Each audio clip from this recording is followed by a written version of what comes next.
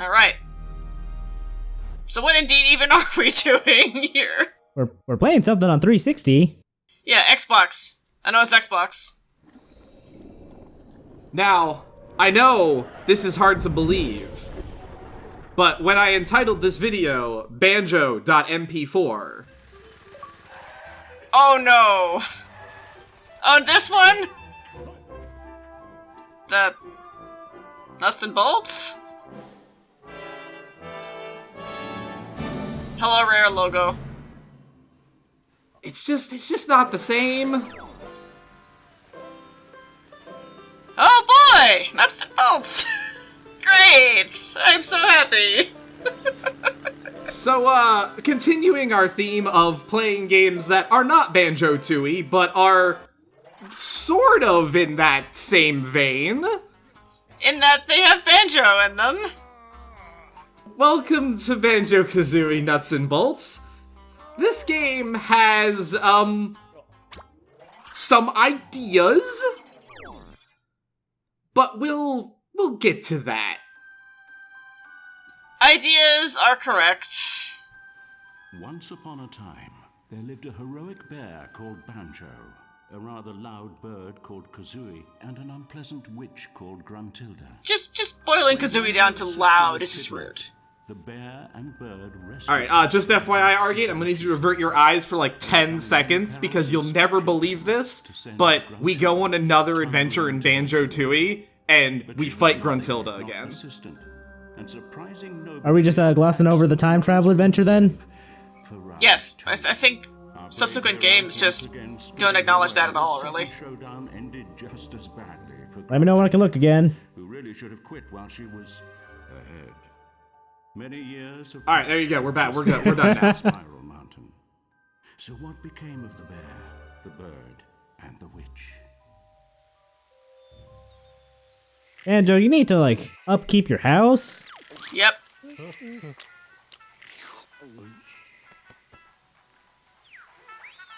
I'm sorry, was that an N64 I saw? Were they allowed to use that in a 360 game? It's a legally distinct N64, don't worry about it. They got an Xbox, too.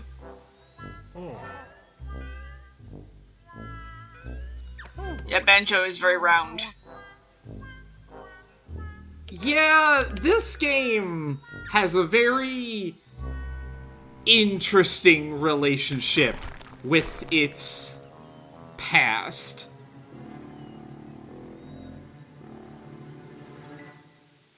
Grunty, how are you even? You know, she's a witch, don't worry about it. Witches can just do this. She's just a skull now!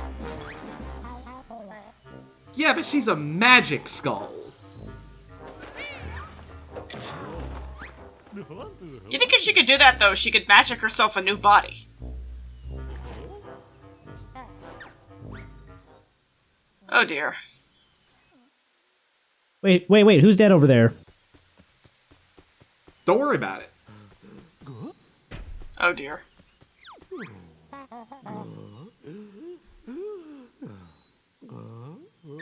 Banjo clearly does not get enough exercise these days. Or, like, any. This is making me think of, like, that one Sonic 1 ROM hack where Sonic gets fatter with every ring? Oh, yes, the Sonic 2 XL, that's a great. That one!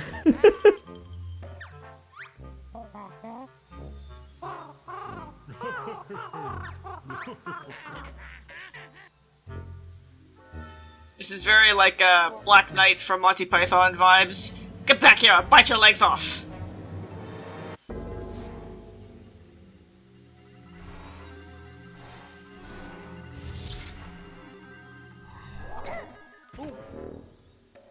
And this motherfucker. Oh boy. So, I don't know whose idea at Rare the Lord of Games was, but... I want to punch them. Yeah, Log is kind of an asshole. A giant asshole.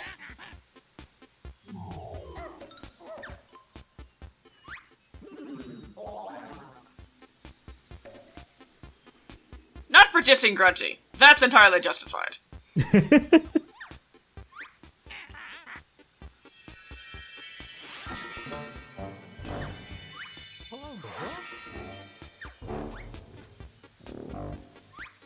I mean, for at least one of us, this is an improvement.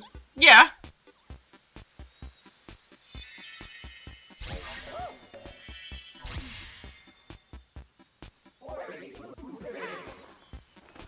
As many pointless objects as possible.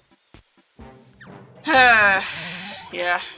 So, if it's not obvious yet, Nuts and Bolts has a very...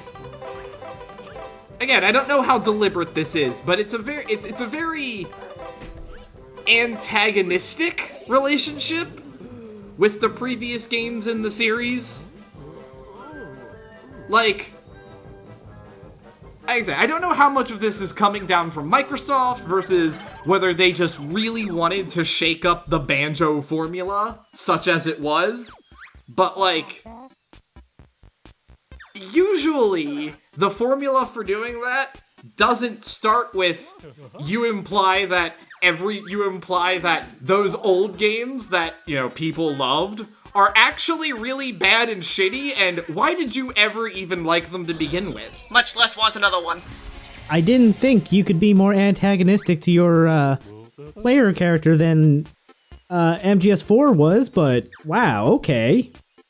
And I don't know if you saw, but Log even, like, while he was talking about that, like, turned into a little winky face, like, directly at the camera. So it's not just antagonistic towards your player character, it's to the player also. Like, directly. The irony feels even more palpable because I'm pretty sure you recorded this off of Rare Replay, Artix. I absolutely did. And what is that but a celebration of Rare's back catalog?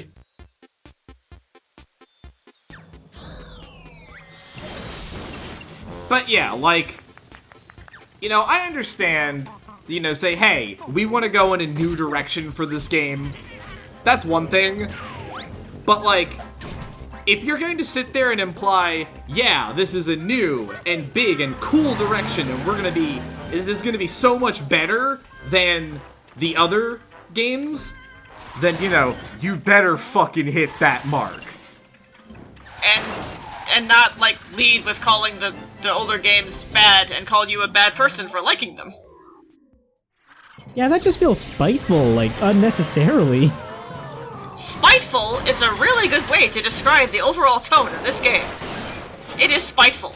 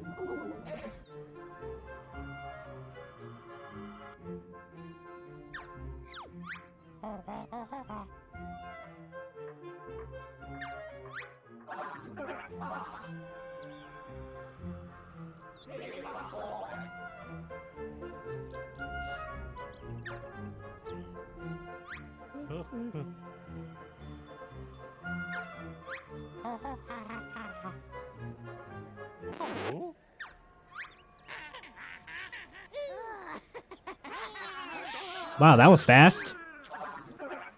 Grunty doesn't waste any time.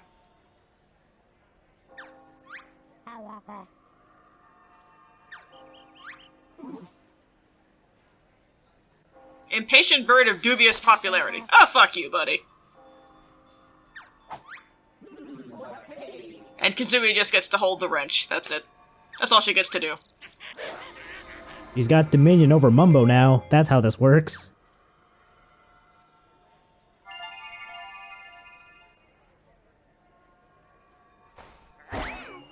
And thus, Grunty cemented herself as a terrible person. I mean, we already knew that.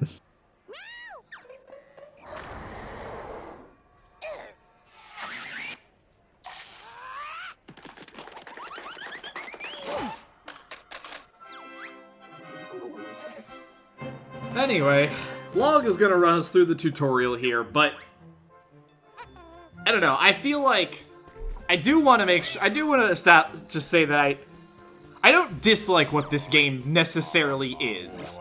It's not personally for me. I'm not a big vehicle guy, all things considered, but for what they're doing, I will say it does work legitimately very well.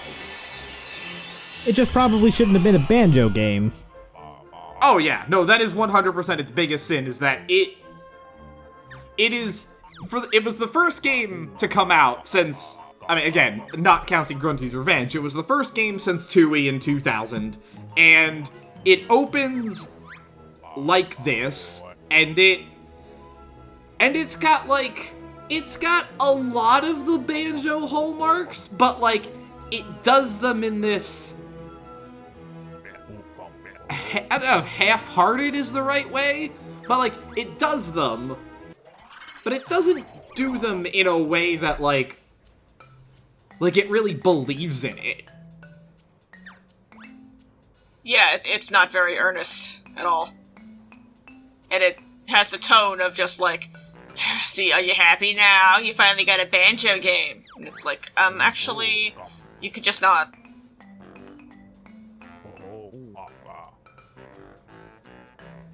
So it's kind of like the Star Fox Adventures problem, right? Where the game isn't bad, but it doesn't benefit at all from being a franchise that people are familiar with.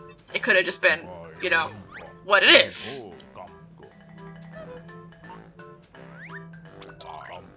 Like the vehicle building in this game is genuinely very impressive. Like it is like actually one of those things like where it just works. It's a little fiddly to move the cursor around. I didn't include any of it in the video, but I did make like a little car of my own just to fuck around with it and see how it works, and like it is genuinely very easy to use. Yeah, that doesn't look half bad. Yeah, you need a bed and a cockpit and an engine and wheels and weapons, I think, and then you're basically good to go. Having not known anything about nuts and bolts, like, the vehicles are actually a little more in-depth than I was thinking. Like, I wasn't thinking you would have to customize, like, the fuel tank of all things. You can do some pretty cool and wacky stuff with them. But it's like, this isn't a Banjo game. That's it, really. I think the weirdest thing about it is that it absolutely could have been a Banjo game, like, with very little changes to what they actually did end up making. Yeah. Because, like, Showdown Town is genuinely really cool to explore. Like, there's all kinds of nooks and crannies, and, like, if you had your moves from 2E, you could have an absolute fucking field day just poking around town and finding, because, like, you can see, like, there's notes that are hidden up in the little nooks and crannies here and there. There's just, like, there's a lot to work with here. Absolutely. This would have made a damn fine Banjo game if they made an actual Banjo game.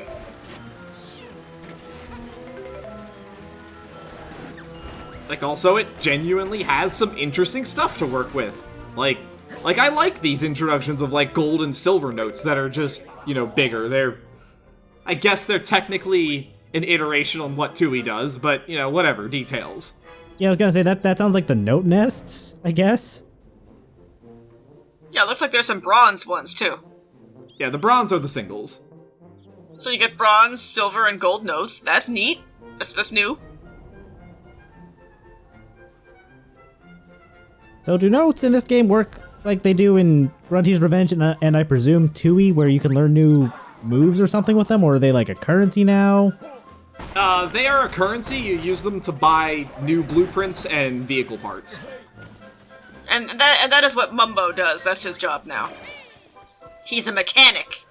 He had his midlife crisis and he's not a shaman anymore. Now he's a mechanic. I mean, it probably pays the bills better.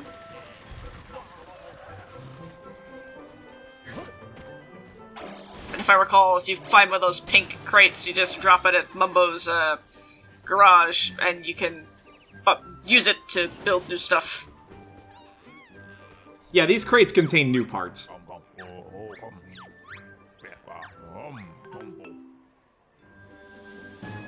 Oh boy, the Mega Buster. It does about as much damage as the little pellets do, too. But it's at least a weapon. That's not nothing. It is a weapon that you can use to shoot things. Anyway, Log will occasionally yell at us to come up and get the first world until we actually go up here, so we might as well at least start with that. But also, Log can go fuck himself. Oh, I agree. I 100% was just gonna fuck around and explore town for a while, and then, like, after, like, the second time, he was like, come up here and get the world. I'm like, okay, whatever. Okay, Dad. You're not my real dad, Log.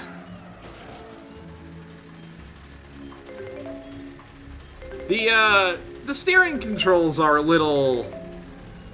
they're a little out there, but it mostly works. Good driving, Ernix. Good job. Does the control better when you're going in reverse than it does in when you're going forward?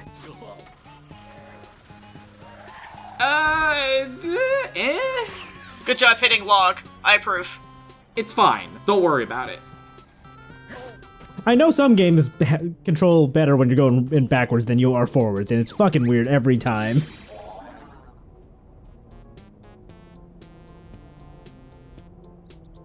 Anyway, Log is going to generously give us the first world for free, since we don't have any jiggies yet. How gracious of him. I feel like this would have been a good place to just hide a couple jiggies to make you come to terms with exploring for jiggies.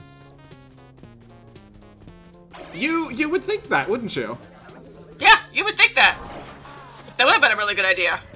In our game that is about exploring and doing stuff, what if we made you explore the opening city to find a jiggy before you could go to the first world? That's a thought. That would have been an idea, yeah. Heck of an idea. Did any of these games actually do that? To a degree. Yeah. In Banjo, you had to find your first jiggy, and in Tui, you do two, I think. Yeah, you have to get your first one in Tui, and at least not like the first one is hard to find in Banjo-Kazooie, but it's, you know, it does require you to at least poke around the layer a little bit. Oh yeah, that's right. You do have to, like, put a jiggy in the puzzle. Yeah. You find it, you put it in the puzzle, okay. Yeah.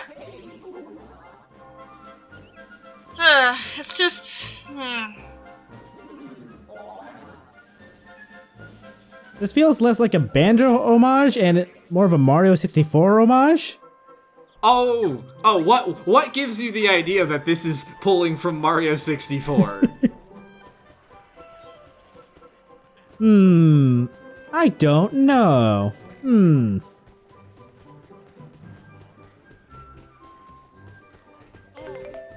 Say, excuse me, sir. Excuse me, I need these notes. Excuse me, yes.